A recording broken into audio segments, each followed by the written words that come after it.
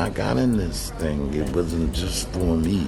It was to better my family, man, to get my family to a place where they could they could eat and they could do things and we could help one another do things. And I just wonder if it was maybe a little burden that was too much to carry. It's almost like rubbing a sore and it started bleeding again as soon as you start rubbing on it. You guys won't believe the story I'm about to tell you about Eddie Levert, the iconic frontman of the OJs. Honey, this man's life is like a roller coaster of incredible highs and devastating lows. But let me tell you something. Behind those soulful melodies that make us weak in the knees, there's a dark side that'll leave you absolutely shook. We're talking heartbreak, mystery, and secrets so dark they'll make your head spin. When I got in this thing, it wasn't just for me. It was to better my family, man, to get my family to a place where they could eat and they could do things and we could help one another do things. Can you even imagine what it was like for Eddie when they found his former bandmate's remains in a garbage bag? 40 years later, the shock of it all still sends chills down my spine. It still hurts, man. And darling, just wait until you hear about what happened to his precious sons, Gerald and Sean. The tragedy that struck them both, just years apart, it's almost too much to bear. Does it get easier as time goes by, or does it hurt as bad as it happened yesterday? Yes, it hurts just as bad. It never gets easier. But here's the real tea. Eddie's been dropping hints about the music industry that'll make your jaw drop. Trust me, some people would rather keep these truths buried 6 feet under. And I just wonder if it was maybe a little burden that was too much to carry. Let me spill all about Eddie Levert's journey, honey. It's a story that'll break your heart and have you reaching for tissues. From the mysterious disappearance of Frank Little Jr. to family losses that would break most people, we're diving deep into the untold story of the OJs. Picture this: Canton, Ohio, late 1950s. Eddie and his high school buddies, Walter Williams, William Powell, Bobby Massey, and Bill Isles, were just young dreamers trying to make it in a world that wasn't exactly rolling out the red carpet for young black artists. Can you believe they went through 3 name changes? From the Triumphs to the Mascots, before finally becoming the OJs, named after their guardian angel, a DJ named Eddie OJ, who saw their star potential. When I got in this thing, it wasn't just for me.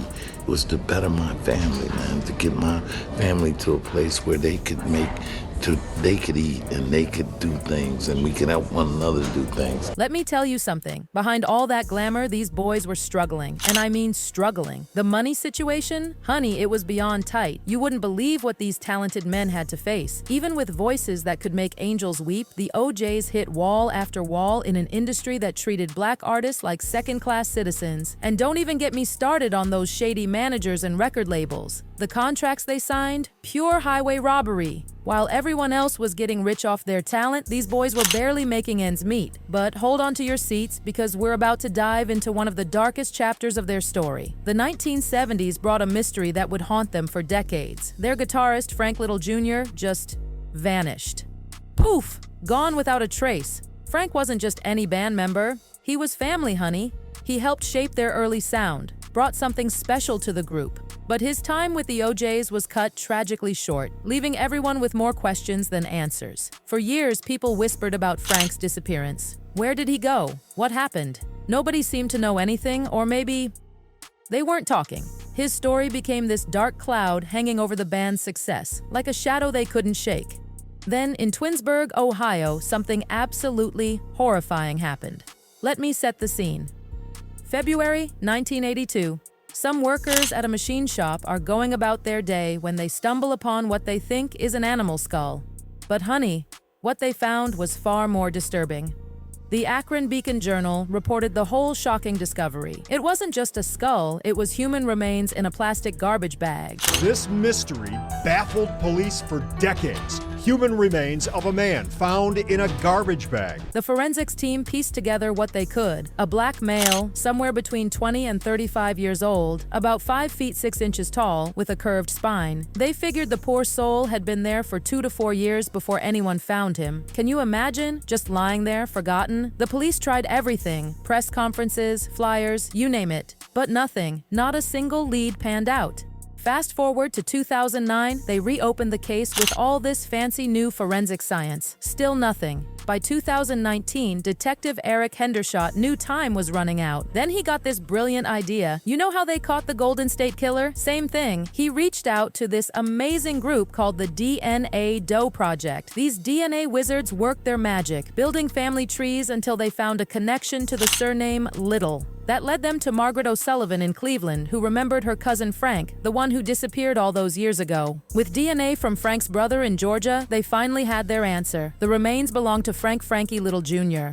It was clear that there was a match here, that we had finally been able to put a name to these remains. When the news broke, it hit the music world like a ton of bricks. Poor Eddie had to relive all that pain again. The OJs released this heartbreaking statement about Frankie being their guitarist and songwriter back in their early days, how he followed them to Los Angeles but missed his Cleveland sweetheart so much he went back home. Eddie's words just tear at your heart. He could have been a great in the music business, he told ABC Cleveland. I never would have thought this would happen to him. I don't know why anyone would do him like that. Let me tell you about Frank, darling. Born in 1943 in Cleveland, this talented soul served 2 years in the Army, including Vietnam, before following his passion for music. When he joined the OJs, he and Eddie created pure magic together. Do the Jerk, Pretty Words, Oh How You Hurt Me, absolute classics.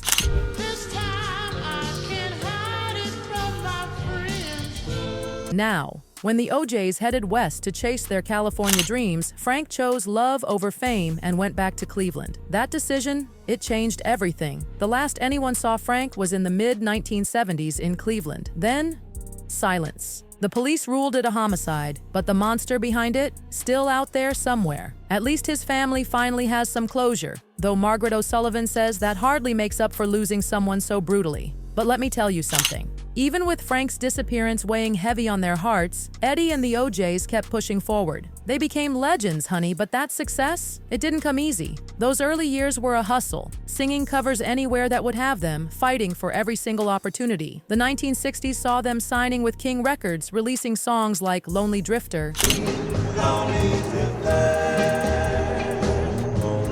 But success? It played hard to get. Those early songs showed their incredible talent, but they just weren't hitting big. The strain got so bad that Bobby Massey and Bill Iles couldn't take it anymore and left. That left just three: Eddie Levert, Walter Williams, and William Powell. But sometimes, darling, three is all you need. The late 1960s had them searching, struggling, refusing to give up. Then 1972 happened. They met Kenny Gamble and Leon Huff in Philadelphia, and boom, magic exclamation mark backstabbers shot them straight to the top, and Love Train, baby, that song became an anthem of hope when people needed it most.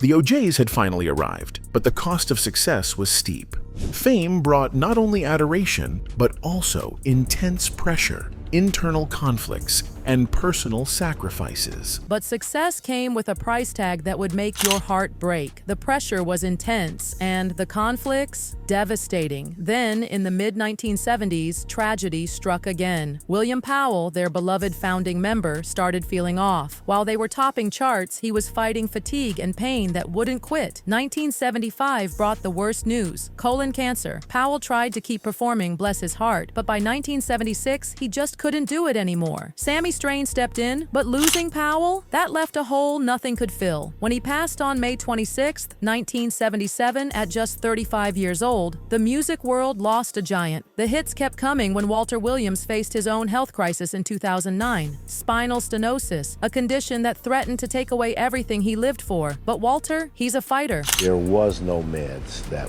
was actually helping.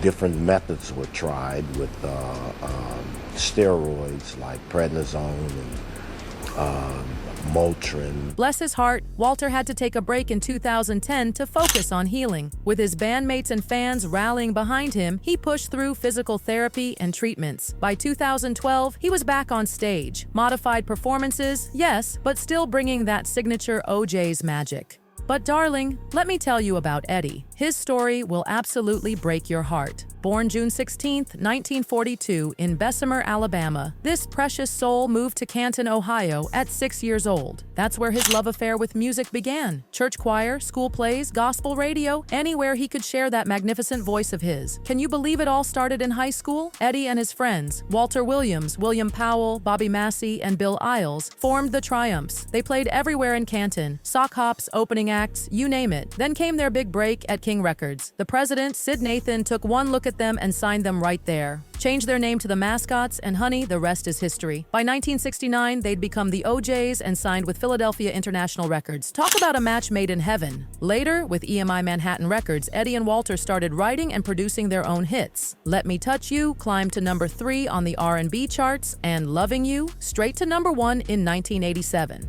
Now, 1984 brought Eddie one of his proudest moments when his boys, Gerald and Sean, decided to follow Daddy's footsteps. Still in high school, but already dreaming big, Eddie opened doors but made it clear talent and determination would get them the rest of the way. Those boys formed Levert with their friend Mark Gordon, and baby, they were unstoppable. 7 albums, 4 going platinum. The apple didn't fall far from the tree.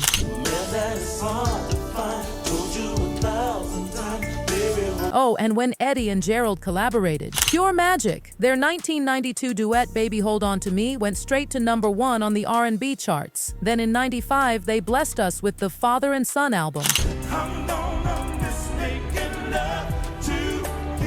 That album gave us Already Missing You, which touched hearts and reached number 7 on the R&B charts. The Father and Son tour, a dream come true for both of them and us fans. They kept the magic going with Wind Beneath My Wings in 1996, hitting number 30.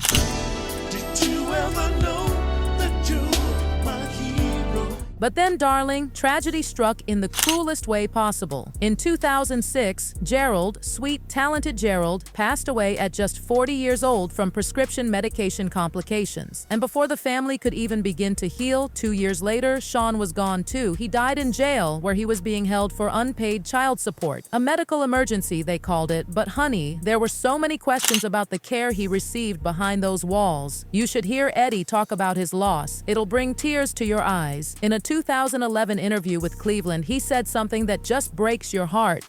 Spend time with those kids. At the end of the day, if something happens to them, you're going to hurt, but you won't have regret. I'm still grieving. I don't think I'm ever going to get past that. His words just pierce your soul. I really miss them. It's just hard, but I can't get caught up in the fact that it wasn't supposed to be like this because it happened and there was nothing I could do about it. And just when you think this man couldn't possibly face any more heartache, fate dealt another cruel blow. Just days ago, his youngest daughter Ryan, only 22 years old, lost her battle with lupus. Can you imagine? Another child taken too soon. But let me tell you something about Eddie Levert. This man's strength is absolutely incredible. Through all this pain, his voice still touches millions. The success of the OJs came at such a personal cost. The pressure of fame, the relentless grind of the industry, the strain on his family. But Eddie, he turned to music, using it to heal and to honor those he's lost. The accolades, they just kept coming. In 1998, the OJs received the Rhythm and Blues Foundation's Pioneer Award, presented by Gerald himself, if you can believe it. Such a precious moment. Then 2009 brought them Betty's Lifetime Achievement Award, and Eddie got the Heroes and Legends Pacesetter Award. 2 years later, darling, the OJs were honored with the Trumpet Lifetime Achievement Award. Just look at their legacy. 10 gold albums, 9 platinum albums, and 10 #1 hits. And at 82, Eddie Levert is still performing, keeping the OJs' music alive for new generations. His story? It's about resilience, about getting up when life knocks you down again and again. This man has faced more tragedy than anyone should have to bear, losing his sons, his bandmate, his daughter, but his spirit, unbreakable. Through it all, Eddie proves that music, family, and determination can carry you through the darkest nights. His voice, honey, it still touches hearts and inspires millions. And that's the T on Eddie Levert, a story of triumph, tragedy, and a soul that refuses to be broken. Can you believe it all? Bye. It all? Bye. It all.